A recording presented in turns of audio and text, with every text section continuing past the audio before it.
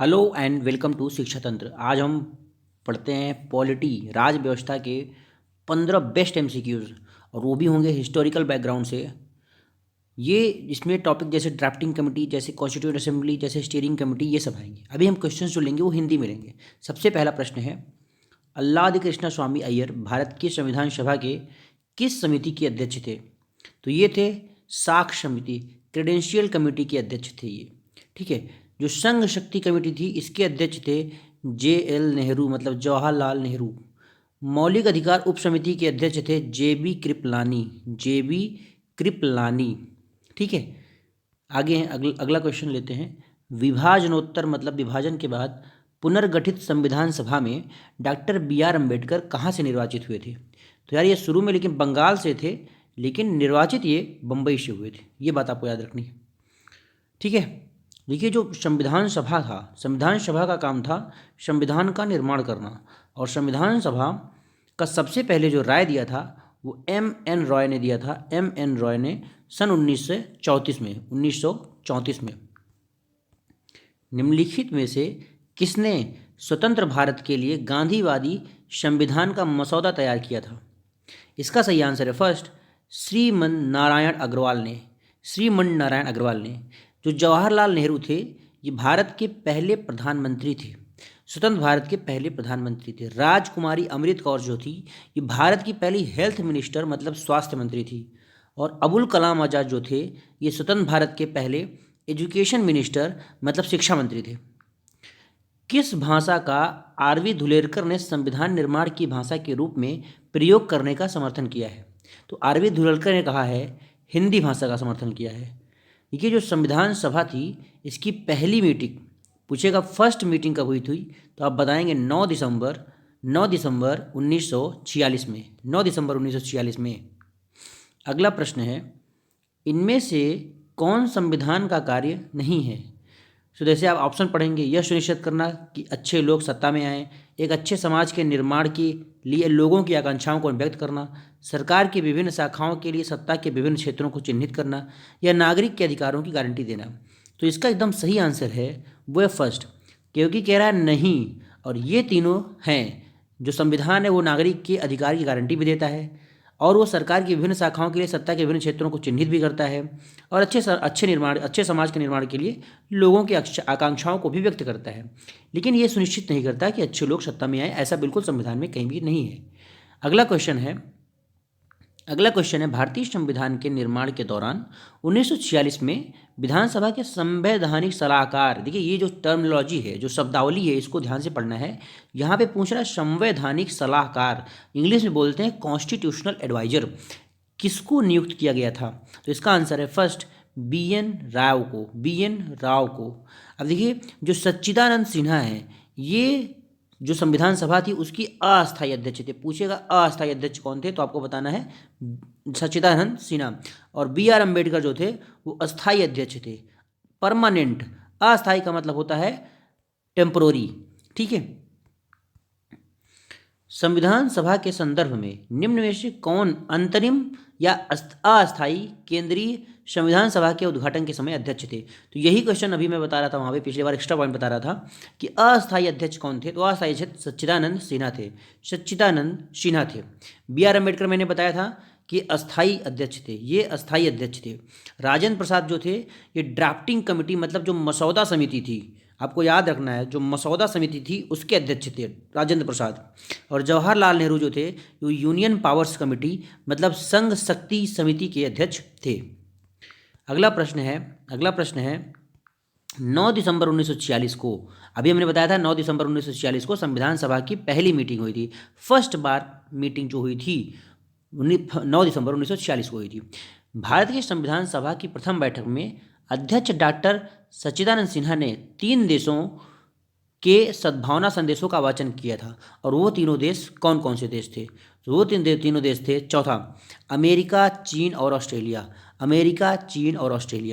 यहाँ पे कुछ कमिटीज़ दी गई हैं। देखिए यार, कमिटी मतलब समिति होता है हिंदी में, और किस कमेटी के अध्यक्ष कौन थे ये पेपर में पक्का पूछता है। जैसे committee on rules of procedure Rajendra Prasad, steering committee Rajendra Prasad, finance and staff committee Rajendra Prasad. तो ये तीनों एक साथ याद रख लीजिए, committee on rules of procedure, steering committee, finance and staff committee.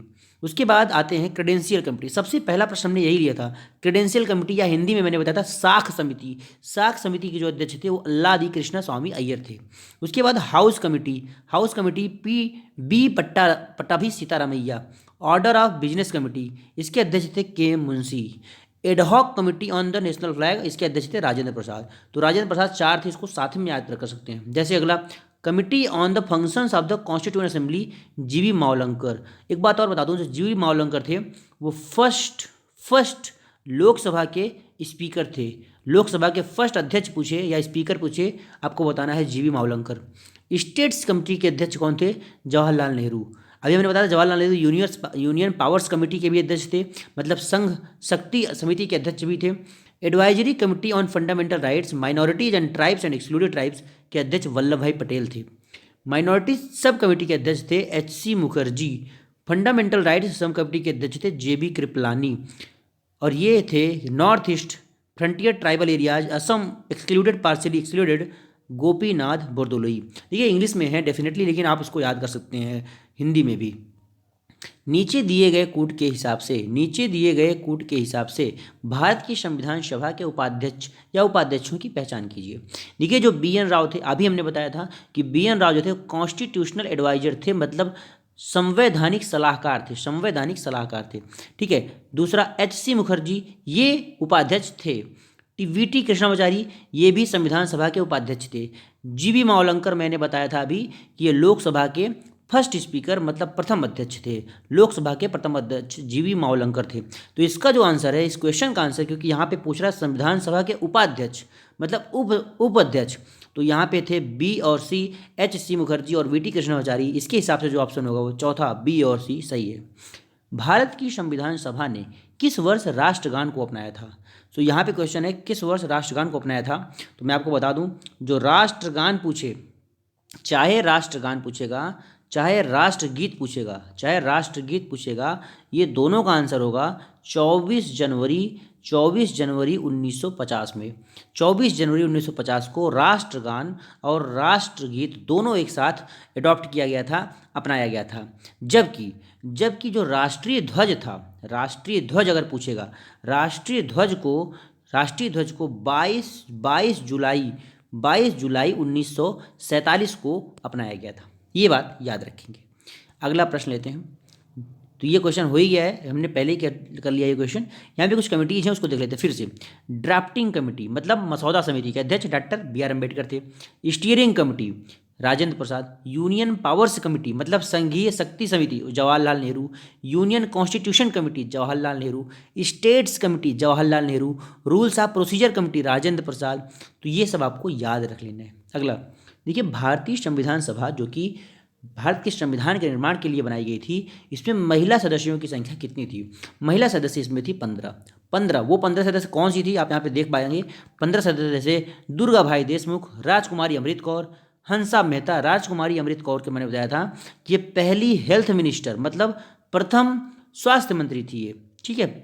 Hansa Mehta, बेगम एजाज रसूल, अम्मू स्वामीनाथन, सुचेता कृपलानी, देस्यानी वेलायुधन, रेणुका राय, पूर्णिमा बनर्जी, इन्नी मैसेकरिनी, कमला चौधरी, लीला मलाती, सरोजनी नायडू और विजया लक्ष्मी पंडित। ये 15 महिलाएं जो थी वो संविधान सभा में भी थी। अगला प्रश्न, कौन सा संविधान सभा के बारे में सही है, करेक्ट है?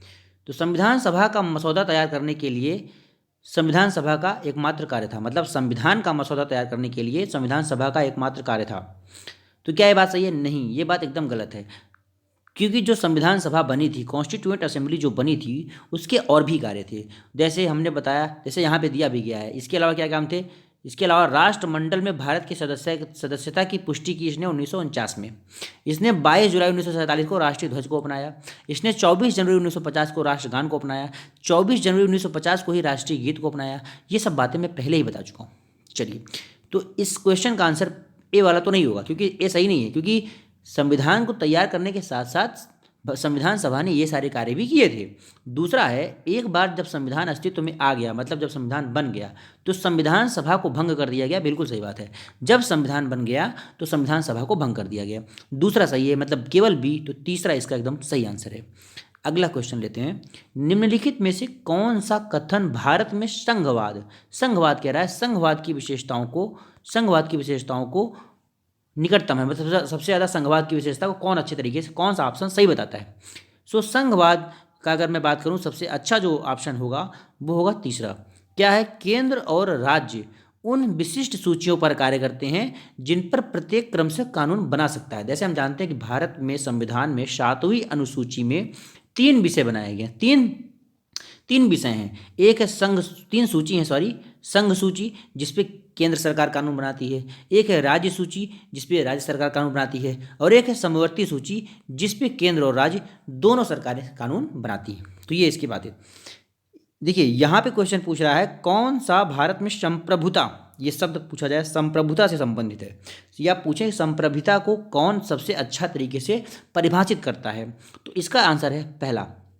क्योंकि इसका मतलब क्या है, इसका मतलब है कि कोई भी बाहरी शक्ति भारत में हुक्मनामा नहीं कर सकती। भारत में अपना अधिकार कोई भी बाहरी शक्ति, मतलब आउटसाइड इंडिया, भारत में अपना सिक्का नहीं जमा सकती। संप्रभुता का मतलब यही होता है। तो इसका आंसर केवल एक, मतलब दूसरा इसका सही आंसर होगा।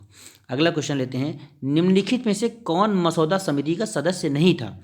मसौदा समिति का मतलब बेटा ड्राफ्टिंग कमेटी, ड्राफ्टिंग कमेटी में कौन सा सदस्य, ड्राफ्टिंग कमेटी में टोटल 7 सदस्य थे, ठीक है। अब 7 सदस्यों में यहाँ सरदार पटेल जो थे वो ड्राफ्टिंग कमेटी के सदस्य नहीं थे। सैयद मोहम्मद सादुल्ला थे, माधव राव थे, कृष्णमाचारी थे, डॉक्टर अंबेडकर भी थे, और उसके बाद आप देखेंगे के एम मुंशी भी थे। तो ये सब जो थे वो मसौदा समिति के सदस्य थे, लेकिन ये सब नहीं थे, सरदार वल्लभ भाई नहीं थे। कौन सा कथन भारत में संघवाद, ये वाला क्वेश्चन हम कर ही चुके हैं, संघवाद की विशेषता को बताता है, तो ये तीसरा एकदम सही आंसर है। अगला प्रश्न लेते हैं। तो ये थे आज के क्वेश्चंस पॉलिटी पे बेस्ड। आपको कैसे लगे, अगर आप अच्छे लगे तो प्लीज़ वीडियो को